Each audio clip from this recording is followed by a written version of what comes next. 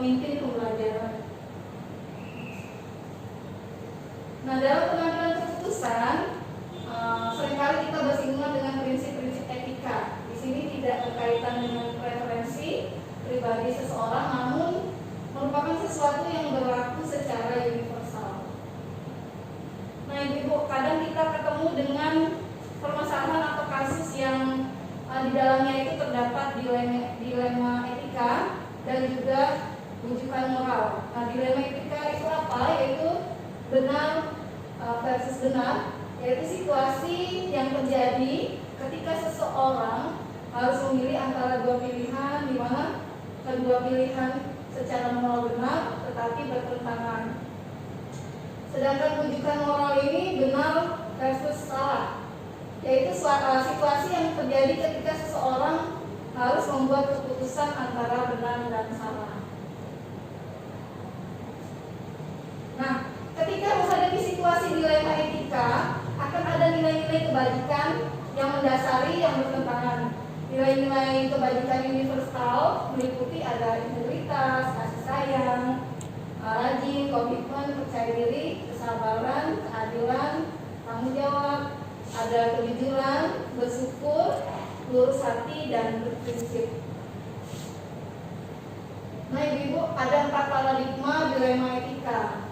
Saat kita bertemu dengan situasi itu, di sini ada paradigmanya, yaitu individu lawan masyarakat, yaitu individual versus community, lalu rasa keadilan lawan rasa kasihan, justice versus mercy, kebenaran lawan kesetiaan, truth versus loyalty, lalu ada jangka pendek lawan jangka panjang, short term versus long term.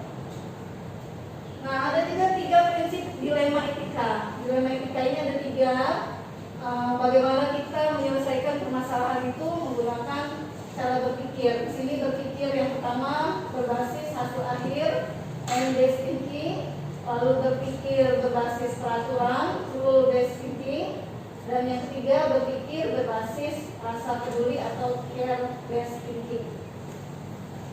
Nah, Ibu perlu diketahui ada 9 langkah dalam pengambilan keputusan supaya kita itu tidak salah dalam memutuskan suatu hal dari suatu kasus.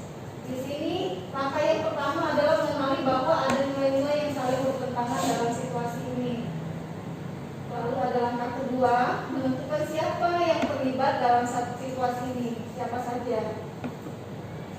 Yang ketiga, kumpulkan fakta-fakta yang relevan dengan situasi ini.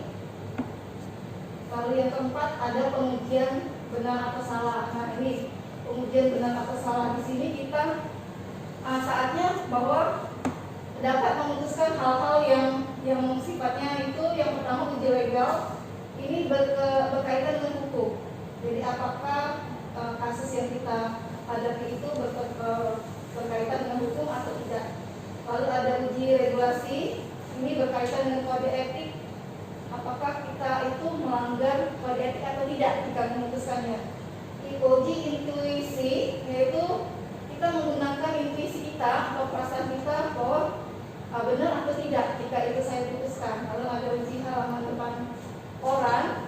Di sini jika seandainya apa yang kita putuskan tadi kita publikasikan ke orang, nah apa yang kita rasakan jika kita merasa tidak nyaman, artinya ada sesuatu di situ, ada sesuatu yang salah.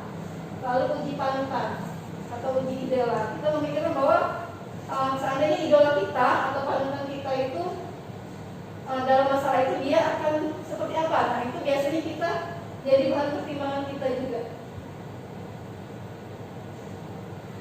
Nah, Ibu, jika dari 5 langkah tadi, ya, kita bertemu dengan masalah itu lalu kita gagal, maka kita sebaiknya berhenti sampai di situ, karena itu tidak baik untuk diteruskan. Maka pilihlah benar atau tidak. Kalau memang benar kita putuskan, kalau memang itu tidak benar kita stop, tidak lagi melangkah ke langkah-langkah selanjutnya.